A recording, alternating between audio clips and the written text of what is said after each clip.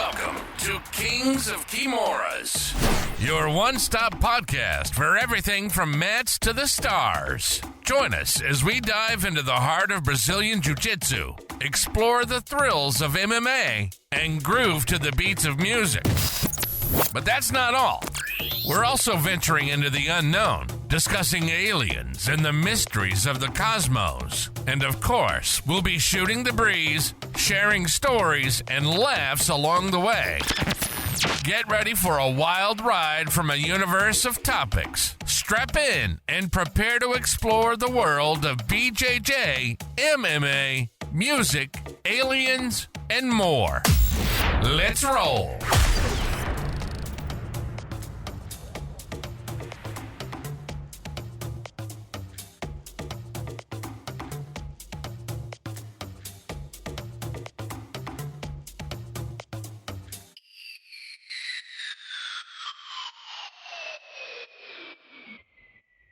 Hi guys, welcome to another episode of the Kings of Kimura podcast. I know this episode is taking a little bit longer to get out, and I want to kind of talk about that first, of why it is taking so long. First, we filmed the first half of this while we were in Las Vegas for trials. After all the guys and girls had competed on day one. And then we planned to film the next day, but things were just crazy. It was an amazing experience, so we decided to hold off until we got back. Then as soon as we got back, we started the build out of our second location in downtown Plano. So things just haven't worked out the way that we wanted them to, but here we are. We filmed both parts of this episode. It's a Thursday afternoon. We just had our first training session at our downtown Plano spot. Great turnout, 19 people showed up. Pretty cool for last minute, in my opinion. But we'll have our next episode filmed tomorrow. We'll be back on our regular schedule. Hopefully, fingers crossed. I just want to say thank you guys for continually tuning in, leaving those reviews. Make sure you like and subscribe on all platforms that were released, and enjoy, guys. All right, guys, welcome to Kings of Kimura. This episode is being filmed in Las Vegas. We have the crew here that competed at ADCC today, and everybody did really well, but like you did exceptionally well. You know, you want to talk about it a little bit? Yeah. So 3 matches so far, 3 wins, 2 by submission. My first match, I think I finished the match in like 48 seconds, something like that. Second match, I was kind of trying to get more of like, because when you finish a fight that quick, you don't really get a good sweat in. So I definitely wanted to work a little bit more like my passing game and stuff. So I did that in my second match and won on points. I think it was like 12 or 13-0. Yeah. And then in my third match, I actually fought Bill Cooper, Bill the Grill. He's still out there competing, and ended up finishing that match with an armbar as well. Shout out to Bill and Jeff. They're really cool after the match.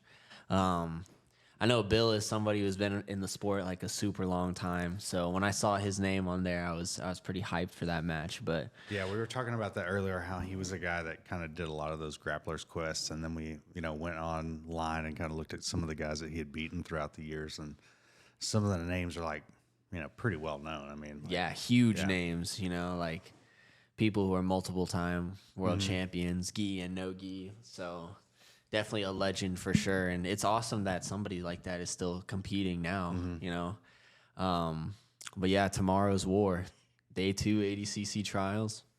That's the real meat grinder. So there's 2 matches to a medal match, right? You got to win 2, and then the third match would be to either send you to the finals or to put you in the third place. Yep. Right, so right. it goes like round of 32, round of 16, quarterfinals, and then semifinals. Yeah. So I think that's 3 matches to get into the semifinals.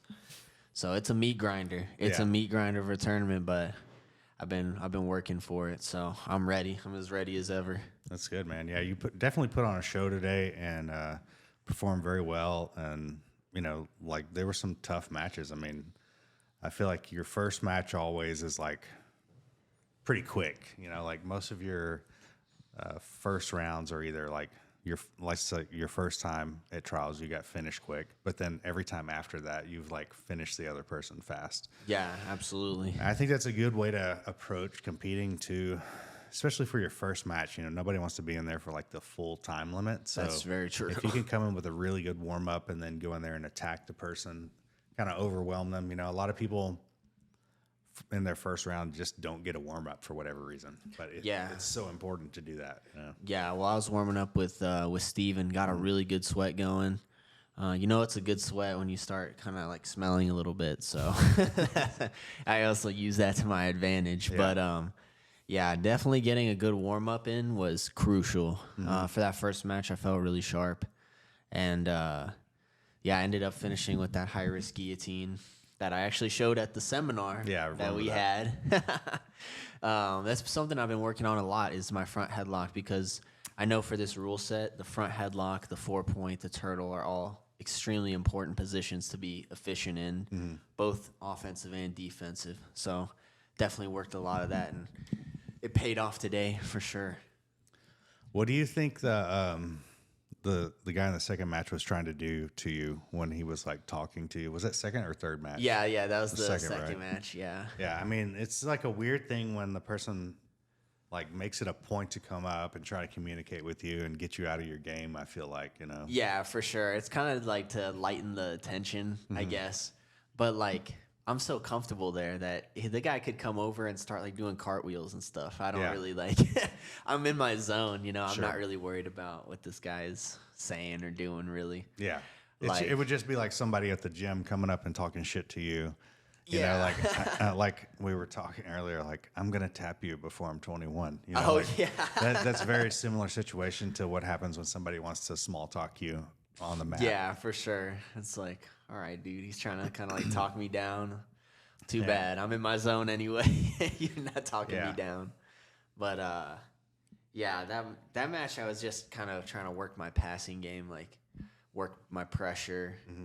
That's definitely something that, especially again in this rule set, I feel like is very important to wear somebody down from the top position like over time. And I feel like I accomplished that perfectly. You know, something that I've noticed a lot about this tournament and, you know, just watching so many matches over the years is that if you can come out in the first half when it's not points and overwhelm the person with stand up, let's say if they do, because a lot of people will stand, you know, many people will sit, but a lot of people will stand up and they're just not ready to be overwhelmed on the feet. Yeah, you know, absolutely. They're looking for some like slight hand fighting, you know, let's get warmed up a little bit. Right. They don't expect the lefty slide by, the lefty slider. They don't. Yeah, I mean, and especially with moves like the slide by, like the throw by from the underhook, they're just very quick movements that can get you around like that. In my, it was the second match. I went for like a 2-on-1. And then the dude posted on my neck, and right away I just elbow passed and got back exposure from standing. And like little things like that are, I feel like, extremely underutilized in jiu-jitsu. I don't see a lot of people like really working. I see some people with like some good slide bys and throw bys and stuff like that, but for the most part, I feel like that's not a big part of most people's game. But it's so, because it gets you immediate back exposure from standing. So then you just, all right. In my case, a lot of the time I just jump on the back because I'm just I just see red and I just go for it. But you can take your time and get them to the mat. You can break them down to a hip, but right away you can go from standing to on their back. So that's why I love that lefty slide by. And I know people's left collar tie is always shittier than their right collar tie because the little wrestling that jiu-jitsu gyms do, where are they starting? From tied up. Usually righty to righty. So when I get them with that left-hand collar tie and they have to go with their left, it's perfect for the slide by because it's not as tight as maybe their right collar tie. Yeah, no, that makes a lot of sense for sure. You know, always like catching somebody off guard with something like that. Yeah. Who were some of the matches that you saw today that were like a standout to you? Yeah, I wasn't really watching too many matches, besides maybe the ones that Flo had posted highlights of. Yeah. I was really just dialed in. I was focused on my matches more than any. But, I mean, everywhere you looked on those mats, you know, even if it was two guys you never heard of, they're going out there and scrapping. Yeah. You know, they were really going after it. So, and that's the kind of environment that Trials kind of like has, you know. Yeah, there's not too many other tournaments that I can think about that the action is that immense on each mat, you know. Yeah, for sure. I think guys are just way more willing to go for it, you know, because yesterday, I mean, I saw so many people sucked down. They just looked dry like skeletons, you know. And when you put that much sacrifice into just one aspect, like you're not even guaranteed to win, but these people are going out there and like cutting all this weight. So when it comes to that, I think people are way more willing to like really go after it because they had to cut weight and they had to come and fly to Vegas. You know, they're not going out without a fight. So Sure. Yeah, and we were talking earlier about the energy of West Coast always seems to be more I don't know what it more intense maybe than the East Coast does. You know? I don't know. It's like one of those things where maybe it was just the venue where East Coast was. It was kind of more cramped than the West Coast venue. definitely. The West Coast venue is awesome for this year, man. There's like a lot of open space. There's bathrooms like inside of the actual venue itself. So it's really cool. We had set the puzzle mats up on the side so we could get a warm up, so we didn't have to use the warm up mats over. You know, it's just like every tournament I've ever been to, let's say IBJJF, because that's like outside of ADCC, that's the biggest one. It's always like some bathroom that's like disgusting, you know? Yeah. And there's like never enough bathroom space for the amount of people, and the concessions are horrible. Not that we like eat any of that stuff, but you know, at least here they're having like a casino hotel where, you know, it's a lot of stuff is accessible. Yeah, you know, for IBJJF sure. will have it, and they'll call it Dallas, but then they'll have it like a 30-minute drive or 40-minute drive away. Yeah. And there's no hotels around it. Yeah, no, it's just terrible. Yeah, no, but they killed it for West Coast this year. It's been awesome so far. I can't wait for tomorrow. I'm super hype. Yeah, I wanted to talk about this Elder Cruz and Cameron Couch matchup. Oh yeah. You know, Shouts out to this Cameron Couch. this is really underestimated match here because Cameron has some really funky wrestling, you know, and he does well when guys want to engage on the feet. And the guys that he's training with are like giant Tongan wrestlers. You know, there's one dude that is like he's some type of NCAA champion. I don't know exactly what he won, but in wrestling, he teaches at one of the Moeller gyms. Is it Jamal Parks? Is it that guy? He's there, but it's another guy. Okay. I can't remember what the guy's name is, but you know, he's training with bigger guys all the time, and he's definitely dropped down quite a bit. I think that there's a good chance he could take that match, man. I think so. I mean, if he can just not get taken down, if like when points hit, I think he has a good shot. Yeah. I'm excited to see that match though, for sure. Come on, Cameron. Let's take one for the Texas team here. Well, whoever wins that match will fight the winner of Rocha and Crump. And I feel like Rocha will probably take that, but then again, Crump is like one of these guys is very he's tough, cagey, right? He's like he's gonna be hard to finish, and I think maybe the Achilles heel is his strength. Yeah. No pun intended there. But then you got Abe versus Sloan. Ooh, that's a good matchup right there. You know, I know that we've trained. Did you train with Sloan whenever he came? Yeah, through? I did. Like, I did. Freakishly like strong guy, you know. For sure, his squeeze is pretty insane. He's got a very tight squeeze. Yeah, I don't know about his like submission offense other than like the squeezes and positional controls, which is solid, you know. But Abe is like he's pretty crafty too. I just don't know if he's as strong, you know. And right. That might be what this match comes down to, right? It's like strength. Sloan better have been doing a lot of reverse close guard defense and escape because Abe's going to shoot into it for sure. Yeah.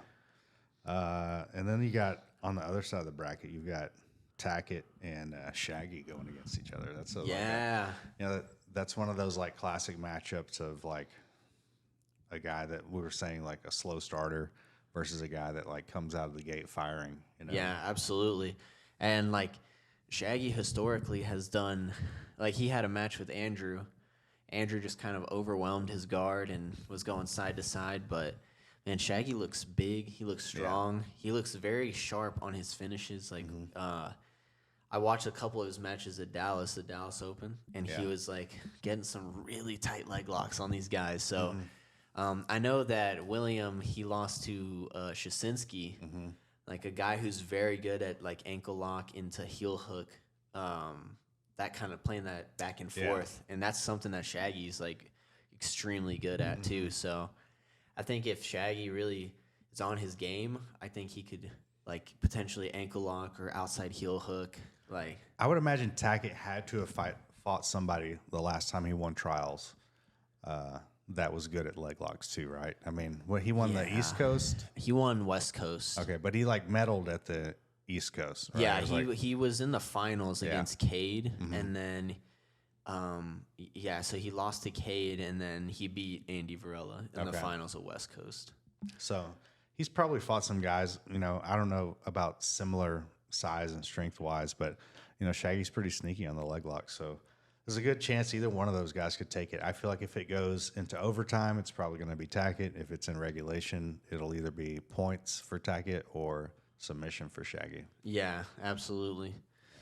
It's exciting times though, man. Like I know Austin is usually talked about as like the hub for jiu-jitsu, but man, don't sleep on Dallas. Yeah. Dallas, we're out here to play too. Yeah, the 88 is really stacked, man. There's like a lot of good matches in there. Yeah, I seen Mo walking around with the -88 gold medal around his neck. That's the one he's wearing. Yeah. He's probably going to hand give it to the person who wins -88 because it's just so incredibly stacked. Yeah.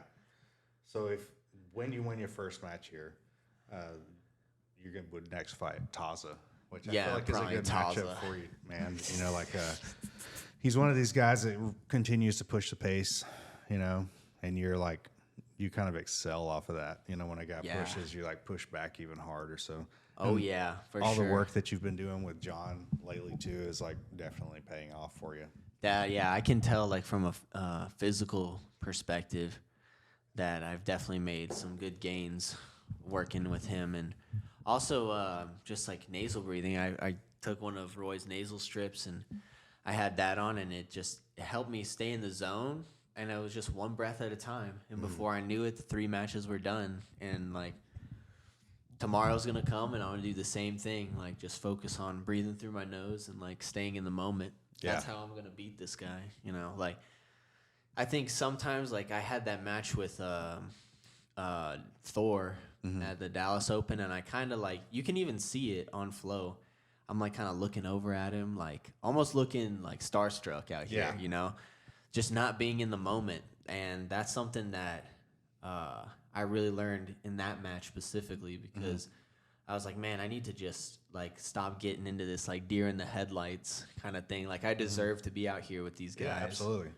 So it's just like a mental thing for me. But man, today I was feeling super dialed. So just do that same thing tomorrow and anything can happen. Anything. Yeah. Right before you stepped on the mat to fight Bill, I was like, this dude's like anybody else. He can get it like anybody else. Yeah, absolutely. And it's definitely important to remember that. Nobody is like some superstar that like is going to make a difference. What he has done outside of this is not going to affect what happens in this match. Yeah, absolutely. And that's something that like being in the moment just helps me with. Like, dude, this is the moment now. Like, doesn't matter if Taza's won all these matches. Doesn't matter about the matches you've won. Yeah. It's about right now in this moment. So, yeah, get past that first match tomorrow, and then we'll probably have him next. So I'm very excited. Good, I'm itching.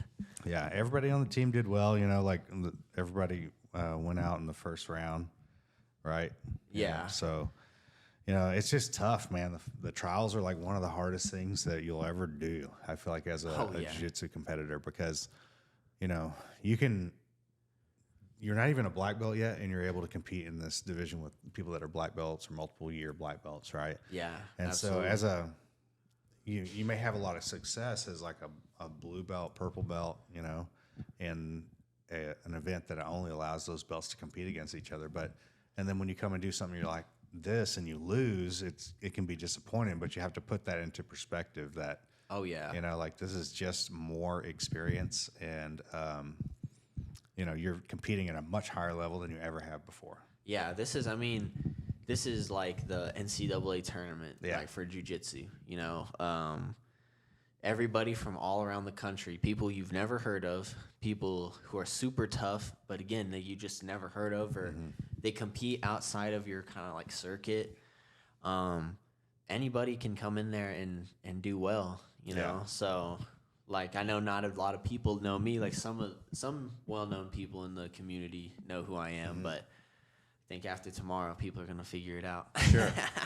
Yeah. They're going to understand. And like you're saying, these are people competing outside of your pool. There's guys that are professional MMA fighters. There's guys that are professional, or not professional, but like maybe college level wrestlers, or even dudes that have been to the Olympics for wrestling or for judo. Like there's high level guys from all these different grappling martial arts that come in here to do this event. Yeah, absolutely. And I think it's good for the team. I think it's like been the first trials for pretty much everybody, right? Yeah. So, I know my first trials. I went out in the first round as well, so I definitely know how it feels. That stinging feeling, like, man, do I even know what I'm doing? Like, all these doubts start to cross your mind, but then you go back home and you start to just get to work on the things that you messed up.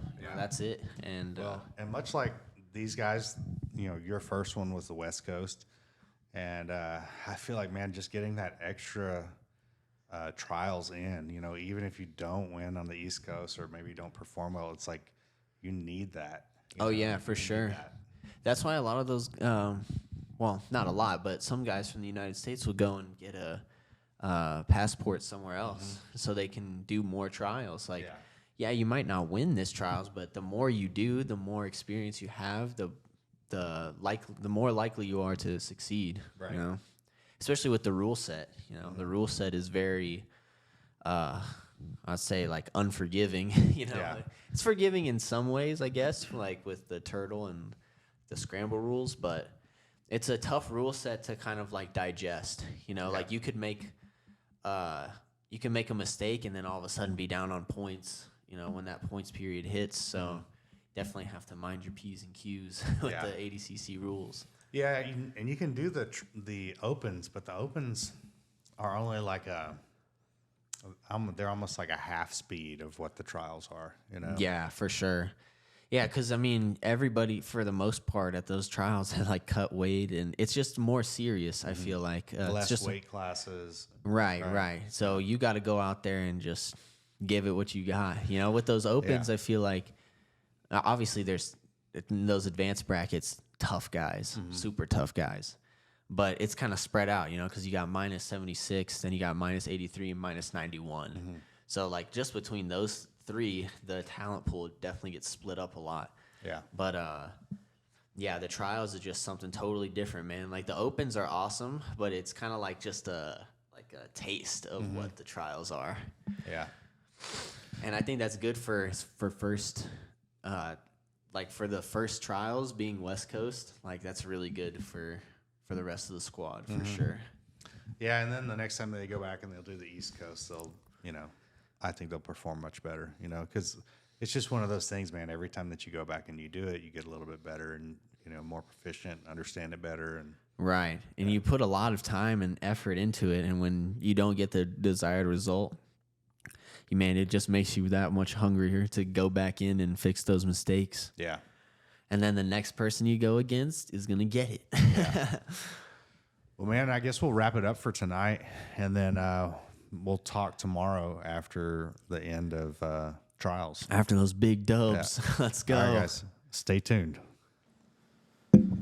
All right, guys. Welcome to another episode of Kings of Kimura. Actually, this is the second part of an episode the first part of it was filmed in Vegas after day one of ADCC West Coast Trials, and we just never got around to it. It's been crazy busy since then. So For sure. welcome back, guys. Welcome back. Yeah, day 2 was amazing. My first match on day 2 was against a guy from Pedigo, and he was trying to attack my legs a lot. But I had it in my mind that second day I was like, I'm not gonna get submitted with a leg lock. Like, if guys get deep on my legs, I'm not getting submitted. I'm gonna escape. So guys were getting real deep on my legs, and I just kept escaping, and I ended up catching him with a knee bar. And then I fought Taza in my second match. It was a really tight match. I feel like I was kind of like in the driver's seat for a lot of the match. And then when the points hit, I was on the bottom. And he ended up passing my guard with about a minute left. Double underhooks, past the side control. I ended up recovering my guard and getting a sweep back from like 50-50. But the match ended 3-2. Obviously a pretty disappointing way to go out. Going out by 1 point to the number 1 seed is still pretty good. I mean, it's better than like a lot of people did against Taza. He was submitting a lot of people on day 1 and on day 2. So, I was still pretty happy with my performance. I think it's just momentum. Right? Like, Sure. That's all I need is that momentum. Yeah, and this is only your third trials. You've done like East Coast one time and West Coast twice. And like already in your third time, you're making it into the round of 16, like very close to make it to the 8. Yeah, absolutely. Like one point you would have tied up, gone to overtime, and like forced the wrestling.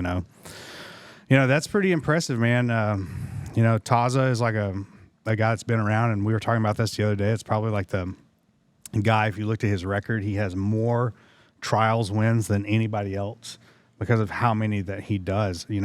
I think he typically does like 6 trials, right? Or is it 4 or 6? It's like 4 or something like that, because he'll do both European trials and then both of the North American trials. So, he's a super experienced guy. I mean, he's obviously been doing this for much longer than I've been doing trials. Like, he's probably got well over like double the amount of trials, like in just the past 2 like ADCC cycles. Right. He's probably done like 8 trials, and since this is only my third one, I definitely learned a lot, especially about like the rules and like some strategy things from that match. So in June there's a ADCC Dallas Open here, so definitely want to get in there and work some of that new stuff. There's a lot of controversy over that scoring of the 2 with Adam Bradley.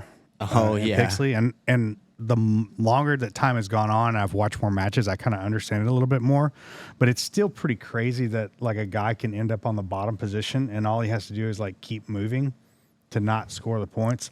There are some inconsistencies in that. That I think there's a lady on Instagram that like did a breakdown of like, what is 2 points. Like, some guys were getting it super quick and some guys were getting it not at all. Right. But I feel like if you really want to score a sweep in that rule set, half guard, you put the person in half guard and you focus on pinning their back to the mat.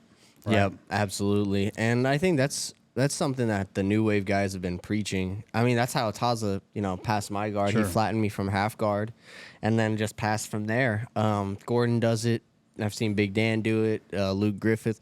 So all those guys, they for that rule set, they obviously know, like, okay, this is a better strategy. You go into half guard, or as soon as points hit, like if you're in a dominant position when points hit, let's say mount or something, you just rewind back to half guard, and then you pass from there, and you score a bunch of points because you potentially go side control, knee on belly, and then to mount. So you could just keep scoring like as many points as you want. Yeah, honestly. I think you've got to really focus on having that pin before your pass happens, right? Because we saw a lot of guys that would have an underhook or crossface, and they would start passing, and the guy would get on his side, and that kind of negates some of that, potential pinning that would happen in order to score those points. Yeah, absolutely. And things like double unders, near side underhook. The crossface and the underhook seems to be one there's like a little more wiggle room in. It's still really tight if you can get it. But I think, a lot of people, they just focus on squeezing the head and arm super tight as opposed to where their head's positioned, where their body weight is. So that allows the person to like turn just enough to not get pinned from that spot. But like double underhooks, like when Taza got those double unders on me, I felt like I couldn't go anywhere. Yeah. You know, Yeah, I it's was really like, hard. like, shit, my shoulders are on the mat. I got to try to make something happen. So I knew he was going to make a move for the pass. So when he did, I tried to like turn to my side and like turn in, but he had me pretty well pinned. So Yeah, and if you try to reverse that position with the double unders, let's say he mounts you with double unders or something, you know, a lot of times there has to be a big motion of like lifting one elbow higher, and then that almost always kills your momentum. Yeah, for sure. It's one of the tougher positions to recover from, I think, like no matter where you're at, you know. Yeah, most definitely. So day 2 was pretty exciting, you know. The event together was like pretty crazy, you know, like it's you and I have traveled like quite a few times where it's just us, or Susan is with us. But now we're like getting to the point where there's more and more people that are wanting to do these and travel, and it makes it definitely a lot more fun, especially in the house, you know. Yeah, for sure. Let's talk about Roy a little bit. He had a pretty wild experience, you know, like on day 1, he ended up going out. Like he fought hard, and there was some point in the match where the guy's like knee kind of buckled, hyperextended, and Roy took a shot on the guy, and he ended up losing, getting on the bottom position. But the next day, or maybe that night, I don't know, they were like calling and trying to get in touch with somebody from our gym, and I heard about it from Tahila first. You know, she was like, "Hey, they're trying to get to Roy," and so then I hear him over the intercoms, and I go to the front desk, and Sean with 5 Grappling told me that his guy that he fought the day before had gotten injured, and they wanted him to step in. Well, let's go. Yeah, he didn't have anything with him, and when I called Roy, he was in the bathroom. You know, I could hear the bathroom, and so we told him, like, okay, we'll buy you some rash guards, shorts, some underwear, compression underwear, just to get out there and compete. And I feel like he had less pressure on him. You know, he was definitely nervous. I mean, he did like everything you could do wrong before, like ate a huge breakfast, like stayed up all night. Yeah. You know, like he thought it was over. He thought it was game over for him. But I think it ended up working to his advantage because he went out there with like no pressure on him. And it's like, well, you weren't supposed to be here anyway, so you might as well just go out there and like let it fly, you know? Yeah. And I feel like we learned a lesson that if you go out in the final round of day 1, that day 2, when you show up, you need to go ahead and bring gear, and you need to treat that night before like you're competing the next day. Right. Let them tell you that you're not, or like let the tournament play out. Because I mean, I feel like at the higher weight classes that was more common because Boogie had to pull out as well, right? He won his first match on the first day, and then he had to pull out because his knee was injured. So, you know, I feel like if my knee got injured pretty bad, I'd be like, you know what? I think I'm going to just pull out anyway because it's just not. Yes, it is trials, and if you win, you punch your ticket to ADCC. Like, that's great. But also, you're going to probably end up taking some damage on that knee. Like, even if they don't end up attacking it, you're still moving. You're still, like, trying to work your game. Like, you're going to end up taking some more damage. I think you would have to injure yourself in the match right before the finals. You know, that would be the only time I'd be like, man, you should probably do this, you know, because let's say you injure your knee early on in that tournament, it doesn't get easier the longer you go. Right, you know? And it's so just harder and harder. Like you kind of almost have to make that call of like, you know, how much damage am I willing to take? For sure, yeah. Like maybe the match right before the finals. Yeah. But, you know, even still, it's like, is it really worth it to go out there and try and like beat this guy who's really, you know, if he's in the trials final, you're probably facing Andrew Tackett or Taza or like Max Hansen or who else was at 77? Who did Tackett beat in the semifinals? Andy Varela. Oh yeah. It's like Andy. Bro, you're gonna go up against a hammer, so you might as well just be like, you know what, that's okay, I'm good. Yeah, and there's still like a lot of matches I haven't watched from trials, so I'm I have plans to go back and watch them, but there was like so many good matches, man. It's hard to like keep up with all that stuff. Yeah, I watched like the supercut of William and Andrew's run. Yeah. And Andrew fought this guy, Dory. I don't know how to pronounce his last name. I'm sorry. But this guy, Dory, is like, he fights at IBJJF like super heavy or like I know what you're talking about, heavyweight yeah. or something. The guy's huge. And I was like, wait a minute. This guy made 77? That's crazy. Yeah, he was pretty big. I thought I was big for 77 because after the weigh-ins, the next day I was like 185, you know, and I had made 169 the previous day. Yeah. And I thought I was like probably one of the bigger ones in that weight. But then I saw this guy, I was like, what? Yeah, he was this really big. guy's for got to that be weight. like 200 pounds right now, or Yeah. like 190. You know, he was looking gigantic out there. Yeah, so trials have finished up, right? I mean, do we have any more? I think that's it, man. There's a couple of like invites, I think, for like minus 99 that they're looking at, but we don't have like anything. Everything is not set yet, right? Yeah, they're still probably trying to like figure out. Or I mean, I think Mo said that like the last day or like the last call for athletes was like last week sometime, because he was talking about Craig. He was talking about like how Craig is not doing it, and to be fair, I mean, Craig made a good point in his video. Like, he doesn't have to do it. He can make that 10K that he would make winning ADCC elsewhere. He's doing seminars, traveling. Like, he doesn't have to go out there and try to like prove anything to anybody. Like he said, it'd be just kind of for like his own ego. Sure. You know, like, oh, look at me, I won ADCC. But at the end of the day, like, his brand is kind of like transcended that. Yeah. You know, like, how many people know B Team but probably don't know like ADCC? You know, Right. like, they see the YouTube content and they see B Team and they don't really know what ADCC is, but they know what B Team is. Right. You know, they know who Craig is. So Yeah, I mean, they've kind of like blown up, and they're,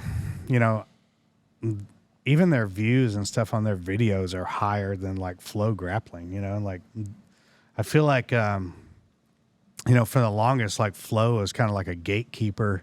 They really only promote the businesses that they want to promote and the teams that they want to promote.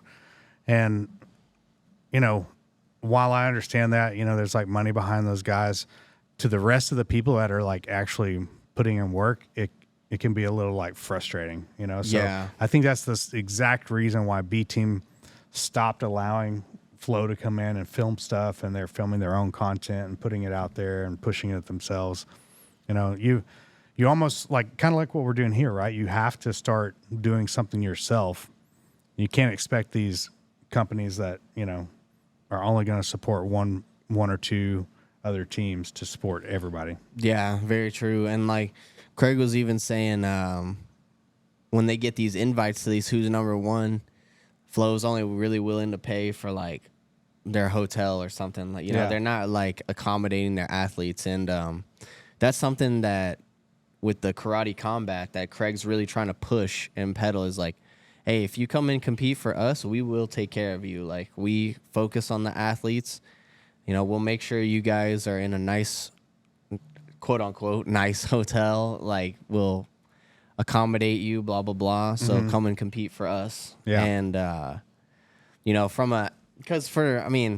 even still, you're going to make money teaching in jiu-jitsu. It's not going to come from competing most of the time. Yeah. But now that some like AIGA, Karate Combat, PGF, now they're actually starting to pay some real money out to these athletes. Yeah. So you're going to see more and more guys just become more professional. I know we've talked about that before, but, the more money that comes into the sport, the more professional it's going to get. Yeah. And the more cutthroat it's going to get as well. Yeah, if you're a brand and you're making money off of a stream and all you can do is pay one hotel, then you don't need to be having events, in my opinion. Right, You know what I yeah. mean? Like, you can't afford $100 for a guy to like have food for the day, like 3 meals, even if there was like $80 or $50, something that, like you're literally making money off of this person, whether they win or they lose.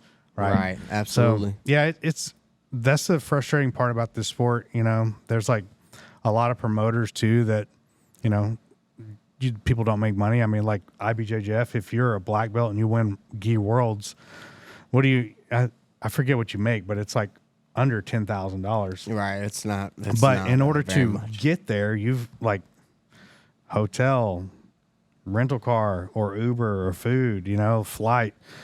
I mean, people don't understand that black belt IBJJF, you have to make points to compete in the worlds, and that means competing at other events and placing in other events. So, you know, you're doing at least, I would say, minimum 10, 15 events a year just to make the points. Yeah, you know? just have enough points to compete at Worlds. And sure. like a low estimate would say $1,000.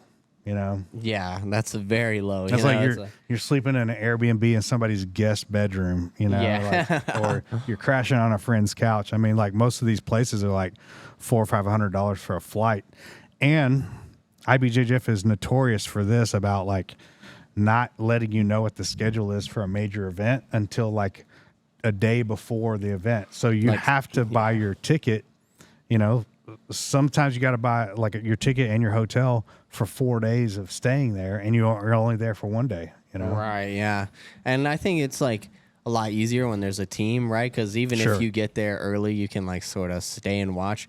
But I know when I traveled for Gi Worlds when I was a purple belt, I basically had to get it for like 3 days because I didn't know if I was competing Friday, Saturday, or Sunday. I ended up competing on Friday, so I ended up working out. But then I was there Saturday and Sunday just like pretty much doing nothing. Yeah. Like just in my hotel trying to kill time. So yeah, it's I hope that at some point there's like a, you know, maybe with this PGF, there'll be some like legitimate money behind it, you know? Definitely. And I know Aiga's paying out. They said people kind of like misread it, I think, because they said they're paying out $1 million total in prize money through like this year or next year or something like that. It might be this year. But people saw that and were like, oh, $1 million. Like somebody, like, no, not one person or one team is going to make $1 million, but like they're paying out $1 million total. And like, so people who win these events or these teams, they'll still get a good chunk of cash, but it's like $1 million total. And Aiga is the one that's in like Kazakhstan or something, right? Yeah. You know, there was that other event, I forget what it was called, but it was like a Russian event. It's like ADCC or something. No, that was in Abu Dhabi, right? It was something else. I want to say it was like in that same, you know, part of the world there, like near Kazakhstan, but they were paying a lot of money, and all of a sudden they just like disappeared. I come to find out it was like Russian mafia money, you know, like getting washed through there. But a little bit of money laundering I heard operation. A crazy story about that spot over there. One of my friends, Milton Bastos, he got invited to go compete over there. I think he competed against Kyotera. And so they bring him there, and it's like these guys come from the event and to their hotel, and they go, hey, you guys want to go check out this hot spring? And they're like, yeah, sure. You know, so, well, they get in the car and they take off driving, and it's like pitch black by the time they get to where they're going. It's like 2 hours away. You know, they thought it was like just down the road. And it's like him, Vinny Margules, and somebody else. Maybe Casino was with them, I think. I could be wrong. But then the guys are like, okay, we're here. Now we got to walk through the woods. Well, they're all wearing like sandals and shorts, and these dudes are wearing like boots and jeans. And they take off walking through the woods, and like it's dark. You know, they're using like iPhones to walk, and the whole time they're thinking like, are these guys going to like kill us? Or what is going on?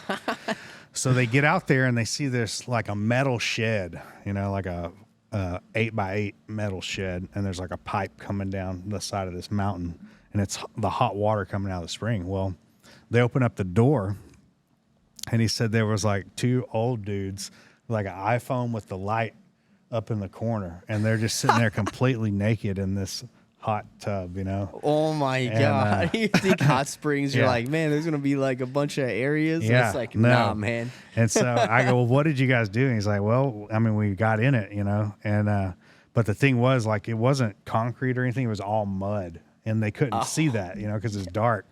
And so they sat in there, and they're like all sitting side by side, like crammed in, like, it's like now there's like 7 people in this little bitty room. And he said whenever they got out, they didn't have any towels or anything, so they like walked back to the car. And when they get to the hotel, and they were staying in some like really nice hotel, and they come inside, it's like white marble floors and stuff, and they're just covered in mud, like head to toe.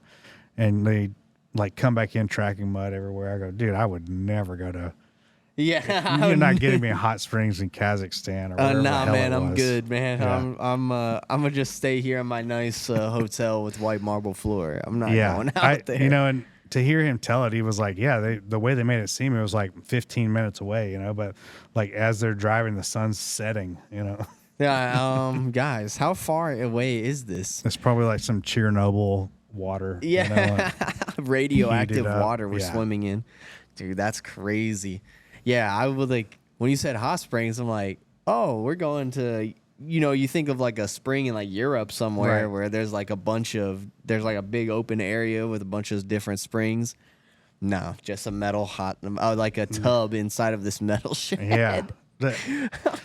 And like, you wonder if those old dudes, what they were like hanging out there for. I mean, like it was dark. So how did they even know it was there? Yeah. I mean, they're probably locals, We come here all the time. Yeah.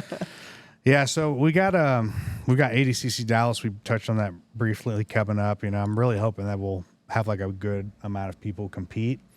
And even more than that, like I'd like to see like almost everybody from the gym there to support, That'd be awesome, man. Yeah, I mean, really it's just about going out there and making a statement, I think, because we've got good guys. You know, we've had some people compete at trials. They've got that bug. Mm-hmm. They want to do well at these tournaments. They want to, learn more about the rules, compete more in the rule set, compete more at these events. So, I think we could do extremely well. I think we could definitely place like within the top teams at that tournament. Yeah, I think so too. I mean, we've got, like you said, there's a lot of people that have done those tournaments and done trials now, and I feel like once you do that first trial, you experience that first trial, you kind of like get hooked. If you've already been competing and then you do this event, you're like, oh man, that was like bigger than anything I've ever done before. Yeah, the intensity's unmatched too. Mm-hmm. So, yeah, I think the Dallas Open is going to be a lot of fun. I know I had a lot of fun at the last Dallas Open. Yeah. Had a good performance, like won a bunch of matches. So, and that's another good thing about these opens is you get a lot of matches. You know, like you could potentially have up to like 7-8 matches. You know? And it's of course like the first couple rounds are going to be against like people that are either lesser known or maybe like a lower skill level. But as you go, like you could fight. I mean, let's say you wanted to go in as a white belt, which I would not recommend, but if you want to do that, man, you could fight you'd be fighting like Michael Jordan of the sport. Potentially. Yeah, absolutely.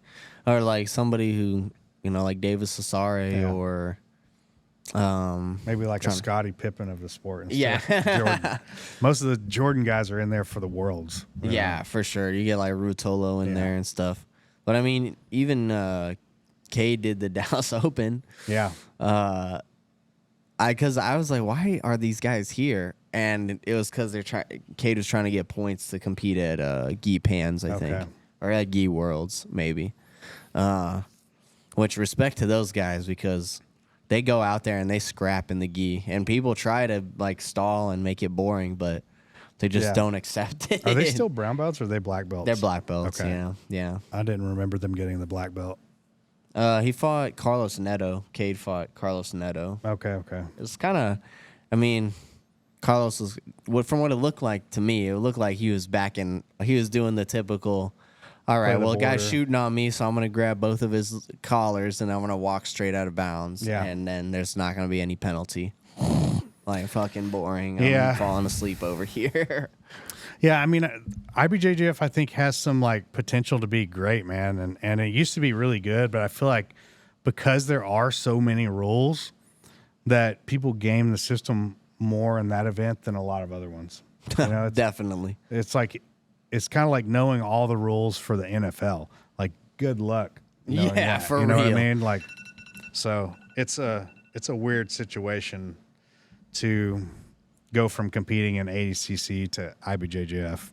Definitely. Yeah. I mean, when it comes to like IBJJF, I'm just like, all right, it's just mat time, to be honest. I'm like, yeah, I'll go out and compete at the majors, you know, like no-gi pans, no-gi worlds. But I know at the end of the day, it's ADCC is what I'm like focused on. So, Sure. you know, it's just mat time. You know, that's the reason I do any tournament, really. That's not ADCC. It was like just mat time. Sure. Well, let's go ahead and wrap it up for the day. Our time is up. We got the new gym opening up on the 30th of April, which is a Tuesday.